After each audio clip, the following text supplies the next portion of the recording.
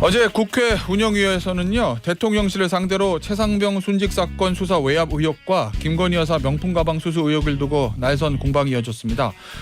대통령실의 입장, 국민의힘 유상범 의원과 차례로 짚어보도록 하겠습니다. 의원님 안녕하세요. 네, 반갑습니다. 어제 운영위 보셨죠? 네, 봤습니다. 아유, 아침부터 오전부터 밤늦게까지 굉장히 좀 공방이 이어졌는데 네. 하나씩 좀 짚어볼게요, 의원님. 네. 이 최상병 사건과 관련한 윤석열 대통령의 이른바 VIP 경로설 이거와 관련해서 어제 이제 김태효 국가안보실 1차장이 윤석열 대통령이 저희 앞에서 화낸 적이 없다. 안보실에서 경로한 적이 없다. 이렇게 얘기했고요. 네. 정진석 실장도 경로설 자체 나는 들어본 적도 없고 본 적도 없다 이렇게 부인했는데 네. 그런데 지금 이른바 VIP 경로설 이 얘기는 계속 나왔잖아요. 그건 이제 박정훈 대령이 예. 그 사령관을 통해서 전문했다고 주장을 하는 부분인데 또 사령관은 그와 같이 경로설 자체를 부인하고 있습니다. 예. 즉 전문의 전문을 가지고 지금 그것이 여론에서 갑자기 이게 경로설로 이제 불거진 부분인데 예. 일단 그거는 실체가 없는 것이다라고 판단하는 것이 맞지 않겠습니까? 예. 일단 대통령실에서는 없다고 한 거고 그러면 밖으로 흘러나온 거는 저 박정훈 대령이 전문 그러니까 쉽게 얘기하면 들었다. 네, 그렇죠. 주워 들었다. 몇 사람의 말을 전에 대통령이 화냈다고 제가 누구한테 들었습니다. 이렇게 해서 밖으로 나왔다는 그런 네. 말씀이신 거죠? 기본적으로 그것이 직접 대화자가 아닌 이상에서 예. 그 전문이라는 것은 예. 일단 신뢰성이 좀 상대적으로 떨어지고요. 예.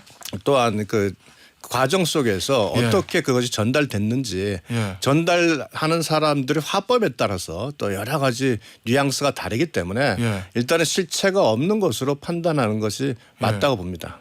근데 이게 왜 이렇게 일이 좀 커졌다고 보세요? 소위 말하는 이른바 VIP 경로설을 가지고 사실은 박정훈 대령이 본인이 직접 들은 것도 아니고 전에 들은 건데 지금 박정훈 대령은 기본적으로 본인의 행위에 대해서 예. 정당하다는 주장을 하기 위해서 여러 가지 이유를 대고 있습니다. 이제 박정훈 대령의 그 최상병 예. 소위 수사 기록에 대한 이첩에 대해서 예. 국방부 장관이 사령관을 통해서 이첩 보류 지시를 3번을 합니다. 예. 그 이 이첩 보류 지시는 인권위의 군사인권보호위원회에서도 결정을 했듯이 예. 적법한 지시였습니다. 이 지시를 거부합니다. 예.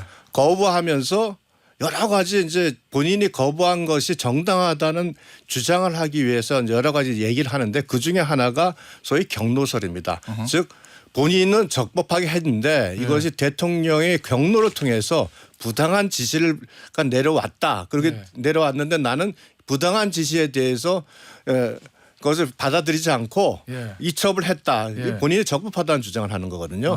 그걸 위해서 가져온 이론인데 이미 이 부분에 대해서는 여러 차례 제가 방송에서 말씀을 드렸습니다만 군사법원법에서 군 사망 사건에 대해서는 군사경찰이 어떠한 수사도 하지 말라는 것이 법입니다. 그러니까 그 법에 위반해서 박정훈 대령이 피의자 신문조서까지 작성했다고 해요. 이것처럼 완전히 권한 없이 수사를 벌였던 부분이 있습니다. 근데 이 부분이 국방부 내에서도 법률적으로 그렇게 해서는 안 된다는 것을 제대로 인식 공유가 안 돼가지고 그대로 방치해 놨습니다. 알겠습니다. 자, 의원님, 요 얘기 좀 볼게요. 이 김건희 여사가 받았다는 요 명품 가방. 어제 이제 여기에 대한 얘기도 많이 나왔는데 결국 어제 정진석 실장 얘기 들어보면 김 여사가 받은 디올백은 있는 포장 그대로 대통령실 청사내에 보관 중인 것으로 알고 있다. 결국 이제 어느 정도 시점이 되면 대통령 기록물로 지정이 돼서 이제 기록관으로 이전을 한다는 건데 지금 그럼 대통령실에 보관하고 있다는 거잖아요. 어제 이제 개혁신당의 천하람 의원이 그러면 그거 우리가 확인 좀 할 수 있겠느냐? 라고 얘기했는데 쉽지 않다는 거 대통령실에서 대답을 했거든요. 근데 의원님 이거 대통령실에서 만약에 실제로 그거 실물 그대로 포장도 안 들은 채로 있는 거로 확인을 해주면 그러면 이 백에 대한 이거저런 억측이나 이런 것들 싹 없어지지 않겠습니까?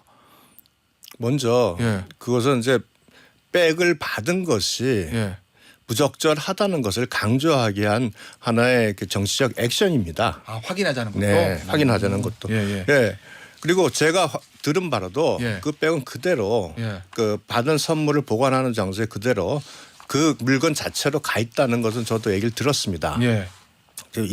이 사안은 이제 프레임이 두 가지로 나타나죠. 하나는 사실은 백을 주기 위해서 사전에 사진 촬영을 하고 몰래 손목 카메라까지 설치해서 그걸 촬영하면서 대통령 그 영부인께서 예. 그것을 받은 것을 유도하는 부분에 대한 그 불법성에 대한 부분이 하나 있고 예. 그럼에도 불구하고 받은 것 자체는 잘못되지 않았냐라는 네. 부분이 이제 두 가지가 나타나는데 이 지금 현재 그 백이 어디에 있느냐 뭐 이런 것을 얘기하는 것은 네. 결국 그 받았다는 부분에 대해서 계속 강조하기 위한 정치적 액션이다. 이 정도로 저는 판단합니다. 알겠습니다. 어제 운영에 관련해서는 하나만 더 마지막으로 짚어볼게요. 이 김진표 전 국회의장의 회고록으로 시작된 윤석열 대통령의 이태원 참사 발언 여부. 네. 이건 어제 보니까 이도훈 대통령실 홍보수석은 윤석열 대통령은 그런 이야기를 한 적이 없다 이렇게 얘기를 했습니다. 네. 근데 이제 처음에 김진표 전 의장 회고록이 나왔을 때 대통령실의 반응이 허위 사실이다가 아니라 왜곡됐다 이 얘기였거든요. 네. 근데 어제 이도훈 수석은 아예 그런 얘기를 한 적이 없다. 조금 좀 톤이 좀 뉘앙스가 좀 다른 것 같아서 이건 어떻게 보십니까, 위원님? 네. 왜곡됐다고 하는 것과 예. 그런 사실이 없다는 건 뉘앙스는 다르긴 합니다만 예. 본질적으로 김진표 전 의장께서 예.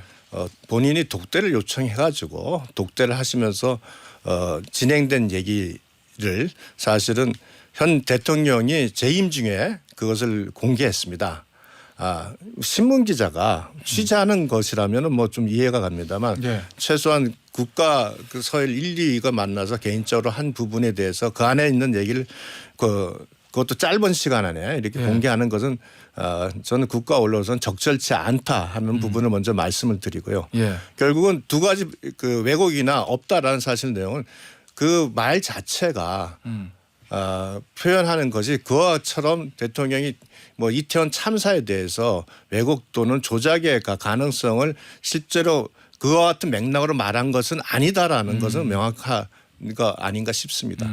알겠습니다. 워딩 자체를 거기서 말한 게 아니라 예. 워딩을 콧대전에서 한 건 아니지 않습니까? 네. 그런 취지로 말했는데 그건 잘못 알아들은 것이다. 그러니까 그런 내용이 아니다라는 그 주장이죠. 알겠습니다.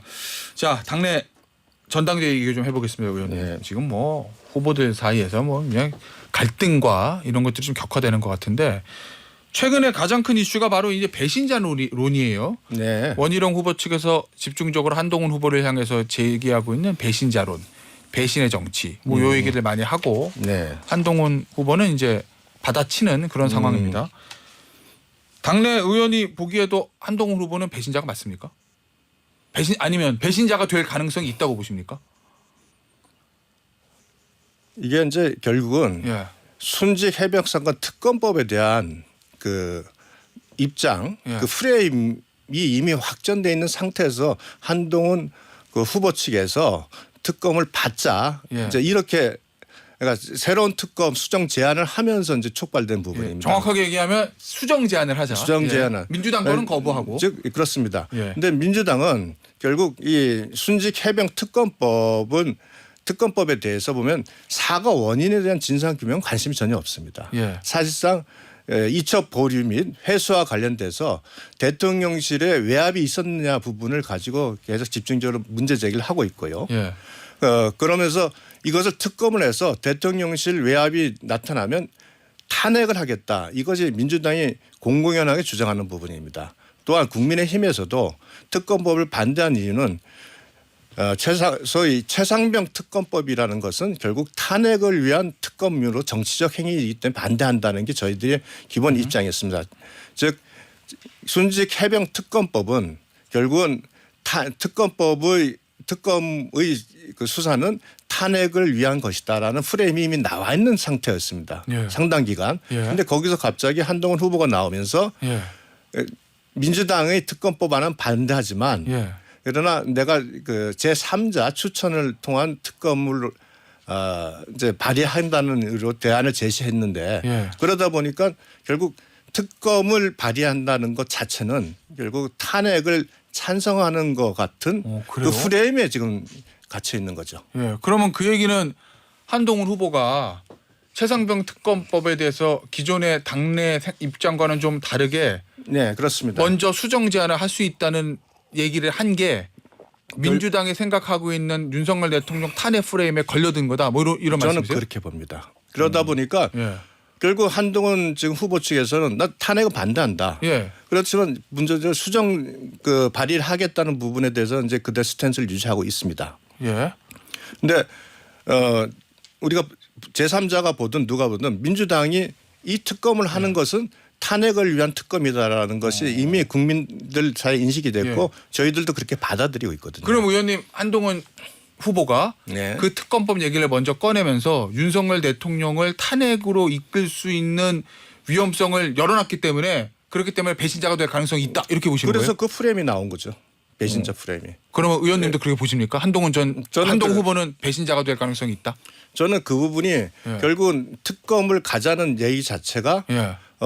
그 논리에 그 예. 프레임에 빠져 있기 때문에 예. 이 저쪽 그 원희룡 후보나 나경원 후보가 그 주장을 하게 되는 예. 그 저기 원인을 제공한 거죠. 근데 한동훈 후보 측 얘기 들어보면 그렇잖아요. 한동훈 후보 측의 이제 얘기는 언론에 보도된 걸 보면 이게 결국 민심을 따라야 되는데 민심이 최상병 특검법을 원하면 오히려 민심에 순응하는 모습을 보여줘야 민주당의 공세를 막아낼 수 있고 윤석열 대통령에 대한 탄핵 시도도 막을 수 있다. 이런 논리를 펴던데 그건 어떠세요? 그거는 기히 예. 민주당에서 이 어떤 형태든지 예. 이 특검을 통해서 탄핵으로 간다는 것이 예. 이미 딱 그 구조가 나왔고 저희들도 이미 그 구조 속에서 국민의힘이 반대를 했었던 부분입니다. 그런데 그걸 가지고 그렇게 그런 설명을 하더라도 결론은 결국 특검을 하자는 얘기는 탄핵으로 연결되잖아요. 예. 그래서 제가 봐서는 국민의 여론이 진상 규명을 하자고 하는 부분 이 부분에 대해서는 뭐 지금 저희도 다 동의합니다. 예. 그리고 그 경찰도 그렇고 공수처에도 철저한 수사를 촉구했고 다만 정치적으로 볼 때는 그 프레임에 사실은 한동훈 후보가 들어와 버린 격이 아닌가. 그러다 보니까 배신의 정치 예. 이런 부분으로 연결이 되는 거로 보입니다. 알겠습니다. 자, 한동훈 후보는 이 배신의 정치 프레임에 대해서 공포 마케팅을 하고 있다. 다른 후보들이. 공한찍이다. 뭐 이런 얘기도 나왔어요.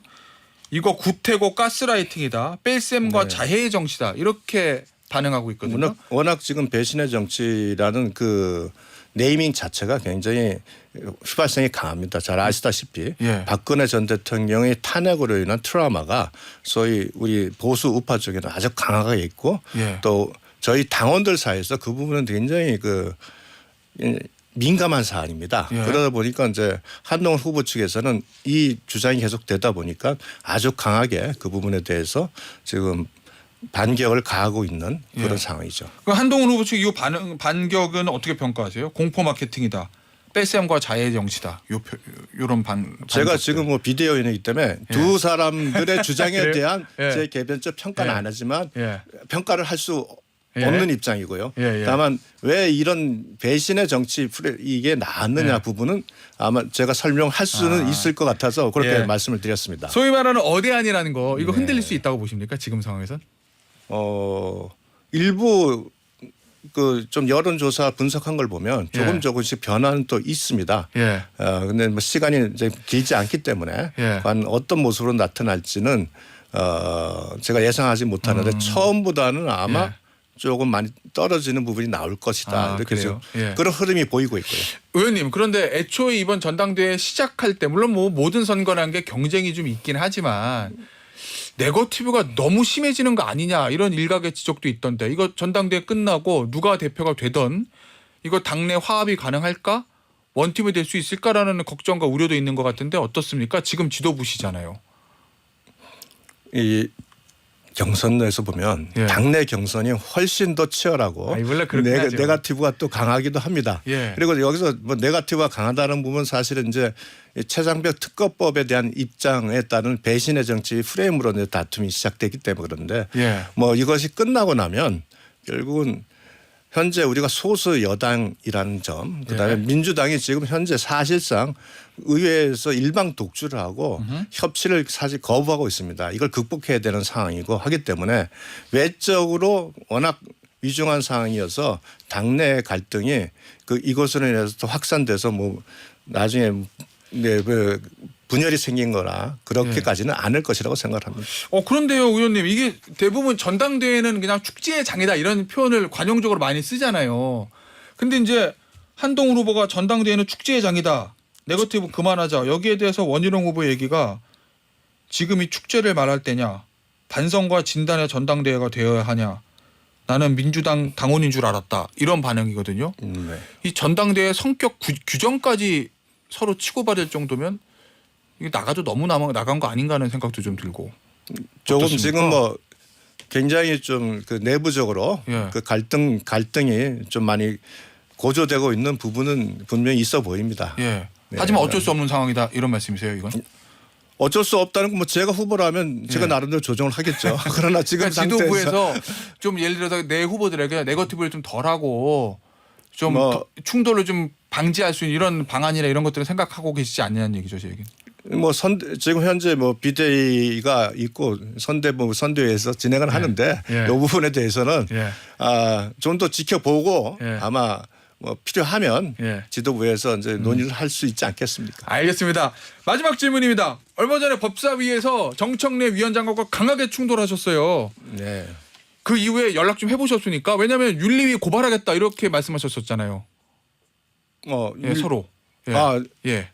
윤리 고발은 이제 제가 얘기한 게 아니라 정점식 정책위원장이 얘기했고 예. 정책위 의원이 강하게 반발한 것은 예.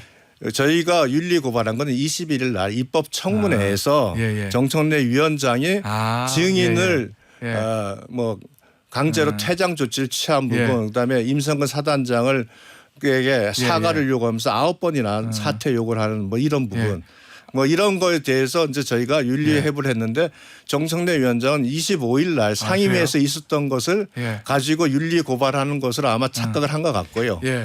그러다 보니까 뭐 저에 대해서 강하게 뜨거운 맛을 보여주겠다고 하는데 뭐 국회 선진화법까지 들고 나오대요. 법대로 하시면 아마 그게 전혀 해당이 안 되는 건 아마 금방 아실 겁니다. 혹시 좀 서로 연락해서 좀 화해하실 생각 없으십니까? 뭐 저쪽 간사를 통해서 예. 제가 뭐 필요한 부분 이제 의사 연락을 하고 예. 뭐 필요하면 저녁이라도 한번 하자는 제안을 저쪽에서 먼저 했었습니다. 아, 그래요? 예, 그래서 뭐 저는 오케이 그랬는데 아직까지 답이 없습니다. 오, 알겠습니다. 오늘 인터뷰 여기서 마무리할게요. 국민의힘 유상범 의원이었습니다. 감사합니다. 네, 감사합니다.